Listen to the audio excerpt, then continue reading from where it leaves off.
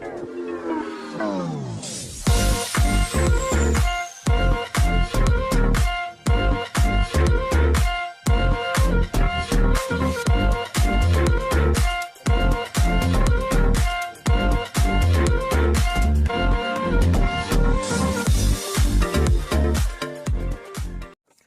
semua, salam sejahtera Malaysia. Selamat datang ke channel Fels Lifestyle. Saudara-saudara, tuan-tuan dan bapak semua, satu lagi topik yang menarik, satu lagi topik yang amat panas dan pasti menggemparkan ramai orang.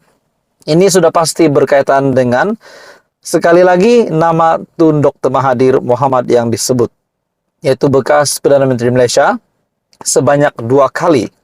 Nah, saudara-saudara, dalam satu artikel dari sinarharian.com, menurut artikel ini yang bertajuk SPRM perlu segera buka file lama Tun Mahathir.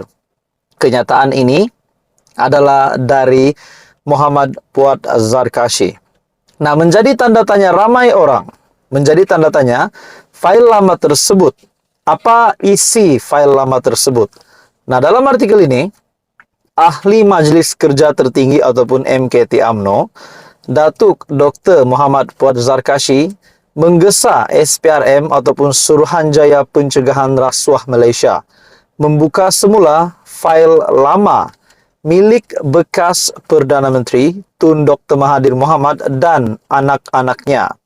Speaker Dewan Undangan Negeri ataupun DUN Johor itu berkata, Dr. Mahathir sering mendakwa dirinya bersih, sedangkan amalan kronisme dan nepotisme berlaku sewaktu beliau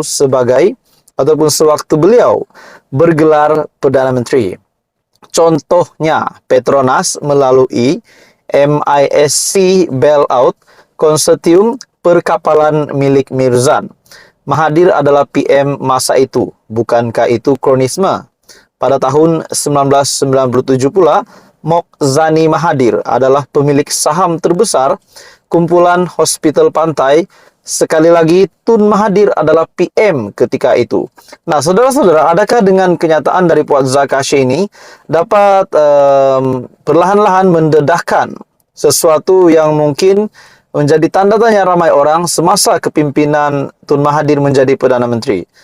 Nah, dalam artikel ini juga, grup ini menguasai kontrak pembekalan peralatan semua hospital kerajaan termasuk konsensi Fomema.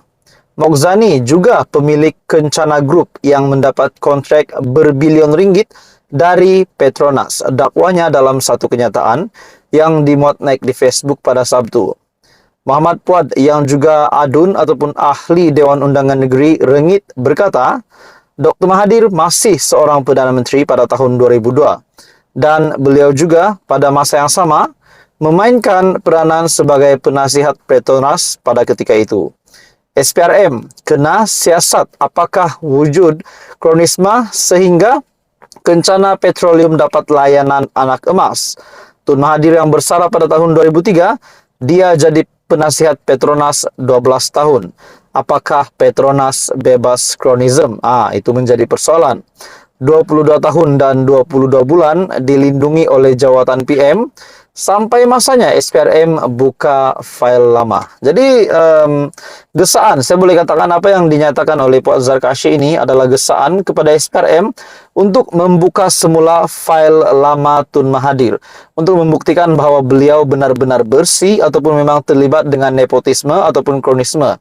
Dan ini adalah kenyataan dari Puad Zarkashi. Jadi persoalan yang utama, kalau benar SPRM akan membuka file lama Tun Mahathir ataupun mana-mana penguat kuasa yang bertanggung jawab, yang berkuasa untuk membuka semula file lama Tun Mahathir, apakah pula yang bakal terjadi kepada Mahathir, kepada anak-anaknya yang terlibat di dalam artikel ini yang disebut berkaitan dengan Petronas dan grup Kencana sebentar tadi.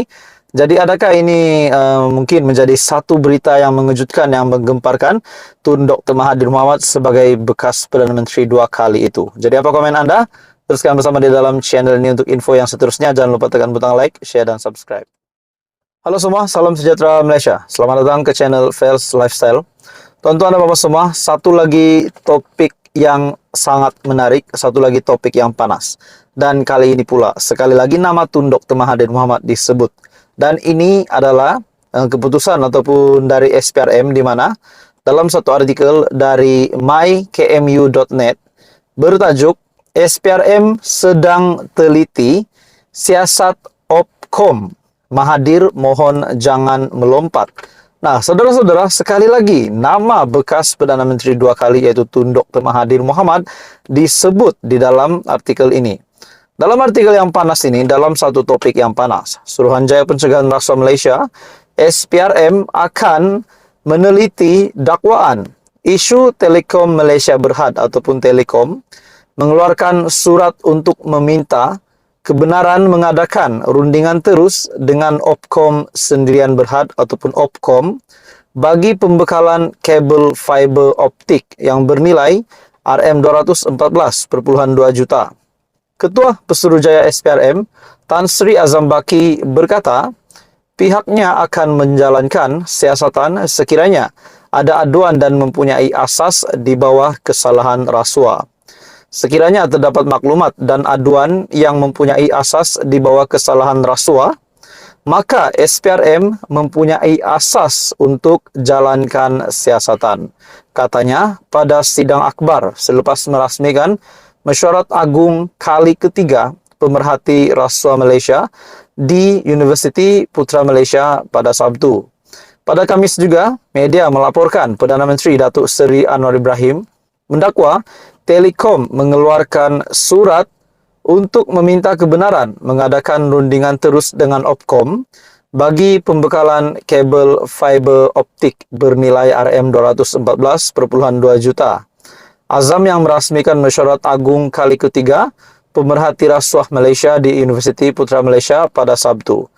Surat berkenaan yang dikeluarkan kepada Kementerian Kewangan pada 15 September 2003 yang mana Perdana Menteri dan Menteri Kewangan pada ketika itu adalah Tun Dr. Mahathir Mohamad, manakala anak ketiganya Datuk Seri Mukriz adalah pengarah Opkom.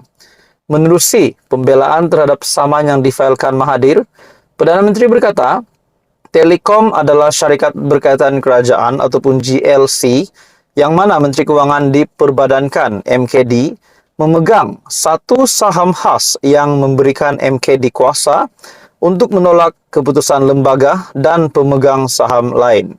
Beliau berkata, MKD pada masa itu berada di bawah kawalan dan arahan Mahathir yang juga Perdana Menteri dan Menteri Kewangan.